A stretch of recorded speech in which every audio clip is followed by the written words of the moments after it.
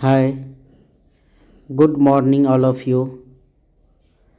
Target biology classes में आप लोग का स्वागत है।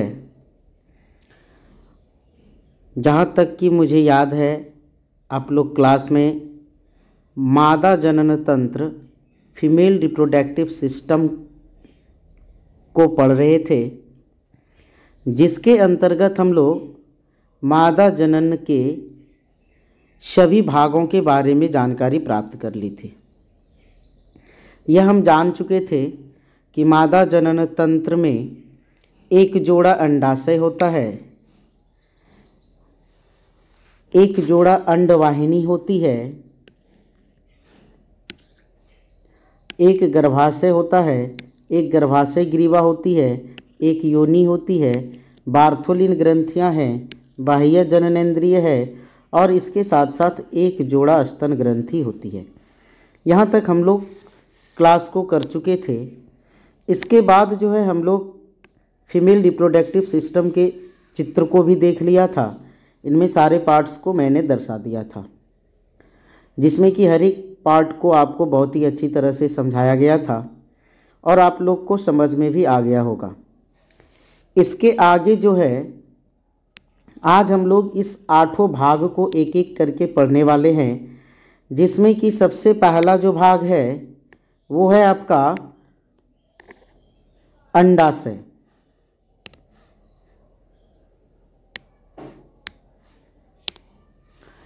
तो हम लोग आज अंडाशय को स्टार्ट करते हैं और समझने का प्रयास करते हैं।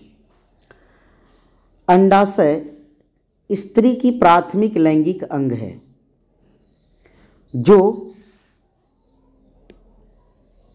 युग्मक और नई स्टेरॉयड हार्मोन, जिसको कि अंडाशयी हार्मोन कहा जाता है,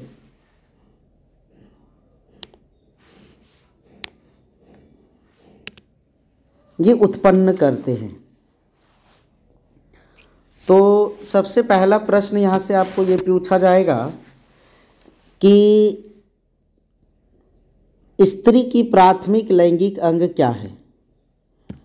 तो यहाँ पे आपका आंसर हो जाएगा कि मादा की प्राथमिक लैंगिक अंग जो है ये हो जाएगी आपका क्या, अंडाशय।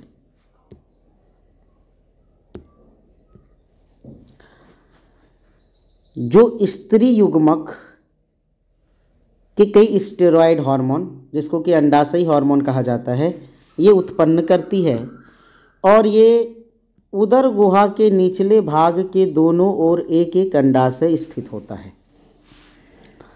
तो अंडाशय की संख्या अगर मादा में पूछी जाए तो कुल 2 अंडाशय होती है, एक गर्भाशय के लेफ्ट साइड और एक राइट साइड। यह श्रोणि भित्ति तथा गर्भाशय स्नायुओं के द्वारा जुड़ा हुआ होता है। तो ये जो अंडाशय होता है, ये अंडवाहिनी के द्वारा निकली हुई स्नायु लिगामेंट्स के द्वारा जुड़ी हुई होती है। तो ये आपका गर्भाशय है, ये आपकी फैलोपियन नलिका है और ये फैलोपियन नलिका के इस अंडाशय के द्वारा यहाँ पे ये जो इस तरह की जो संरचनाएं हैं निकली हुई वाइट वाइट, इसी को यहाँ पे लिगामेंट्स कहा गया है और यही लिगामेंट्स के द्वारा अंडाशय अंडवाहिनी से जुड़ी हुई होती है। तो ये सबसे पहला भाग था मादा जनन तंत्र का, अंडाशय।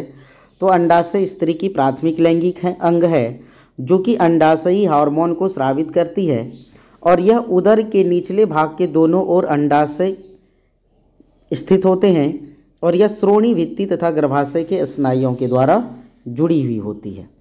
तो इसके बाद अगला जो आपका दूसरा भाग है वो है आपका अंडवाहिनी। तो दूसरा भाग है आपका अंडवाहिनी, जिसको कि हम फैलोपियन ट्यूब कहते हैं। अंडवाहिनी को ही डिंबवाहिनी और फैलोपियन नलिका भी कहा जाता है। अगर कुल मिलाकर के देखा जाए बच्चों, तो अंडवाहिनी, फैलोपियन नलिका, डिंबवाहिनी, ये सारे एक ही होते हैं। अब हम लोग इसके बारे में जानकारी प्राप्त करते हैं। कहते हैं अंडवाहिनियाँ गर्भाशय तथा योनि मिलकर स्त्री सहायक नलिका बनाती है।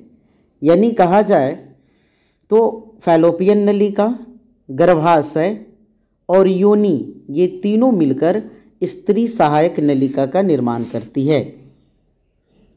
अंडवाहिनियाँ, गर्भाशय, योनि ये तीनों मिलकर स्त्री सहायक नलिका का निर्माण करती है। प्रत्येक डिंब वाहिनी नली लगभग 10 से 12 सेंटीमीटर लंबी होती है। ये आपकी एनसीईआरटी में दिया गया है कि अंडवाहिनी की लंबाई कितनी होती है, यानी यहाँ से लेकर के यहाँ तक की जो कुल लंबाई है ये है कितना, 10 से 12 सेंटीमीटर, जो प्रत्येक अंडाशय के परिधि से चलकर गर्भाशय तक जाती है। यानी अंडाशय की परिधि से यहाँ से ये स्टार्ट होती है और ये गर्भाशय तक जो जाती है, यहाँ तक की दूरी दी गई है कितना, 10 से 12 सेंटीमीटर। अंडाशय के ठीक पास डिंब वाहिनी का हिस्सा कीप के आकार का होता है, जिसे कीपक या इन्फेंडिबुलम कहा जाता है। तो बच्चों ये जो अंडाशय है, ये अंडाशय है, अंडाशय के जस्ट बगल में ये जो आपका अंगुली नुमा संरचना है, ये इसी को यहाँ पर कीपक कहा गया है, जो अंगुली के सदृश होता है ना। तो यहाँ पे सबसे पहला भाग यही है। अगर पूछा जाए कि अंडवाहिनी का सबसे पहला भाग क्या है, तो इन्फेंडिबुलम यानी कि कीपक होगा, जिसे झालर कहते हैं, और इसी संरचना को फिम्बरी यानी कि झालर कहा जाता है। ध्यान दीजिएगा बच्चों, ये झालर का कार्य क्या है, जब मेंस्ट्रुअल साइकिल के मध्य दिन यानी 14वें दिन जब अंडो उत्सर्ग की क्रिया होती है, तो यह अंडाणु को ग्रहण करके एम्पुला और इस्थमस के संधि स्थल तक ले जाती है, जिससे जहाँ पे कि निषेचन की क्रिया संपन्न होती है। तो यहाँ पे हम लोग से क्वेश्चन किया जाएगा कि अंडाशय के ठीक पास डिंब वाहिनी का हिस्सा कीप के आकार का होता है, उसे क्या कहते हैं, तो उसे बच्चों कीपक कहा जाता है, इन्फेंडिबुलम कहा जाता है। इस कीपक के किनारे अंगुली के समान कुछ संरचनाएं होती है, जिसे हम क्या कहते हैं, फिम्बरी कहते हैं। अंडोत्सर्ग के दौरान अंडाशय से उत्सर्जित अंडाणु को संग्रह करने में ये झालर सहायक होते हैं। जब अंडाशय से अंडोत्सर्जन के दौरान जब अंडाणु का निर्माण होता है, तो ये अंडाणु को जो है फिम्बरी संग्रह करता है और कीपक आगे चलकर अंडवाहिनी के एक चौड़े भाग में खुलता है, जिसे तुम्बिका या एम्पुला कहते हैं। तो ये जो एम्पुला है ये आपके अंडवाहिनी का दूसरा हिस्सा हो गया, और यह जो तीसरा है इस्थमस, ये आपका तीसरा हिस्सा हो गया। तो अगर देखा जाए तो अंडवाहिनी में कुल मिला के 3 भाग हो गए। एक यहाँ से यहाँ तक इस्थमस, ये तीसरा भाग, यहाँ से यहाँ तक ये एम्पुला, ये दूसरा भाग, और यहाँ से यहाँ तक ये कीपक, जो कि पहला भाग है। तो पहला भाग कीपक, दूसरा भाग तुम्बिका और तीसरा भाग इस्थमस। अंडवाहिनी का अंतिम भाग संकीर्ण पथ इस्थमस में एक संक्रीय अवकाशिका होती है, जो गर्भाशय को जोड़ती है। यानी गर्भाशय को इस्थमस से जोड़ने का काम करती है कौन, ल्यूमेन अवकाशिका। तो बच्चों यहाँ पे आपको याद रखना है कि एक अंडवाहिनी की लंबाई 10 से 12 सेंटीमीटर होती है, जो प्रत्येक अंडाशय के परिधि से चलकर गर्भाशय तक जाती है।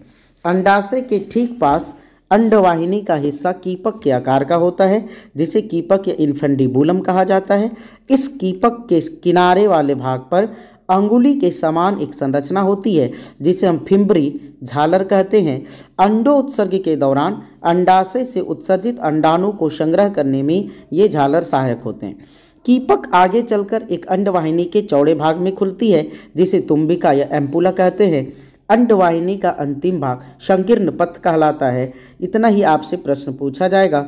तो अंडवाहिनी यहाँ पे आपका पूरा समाप्त होता है।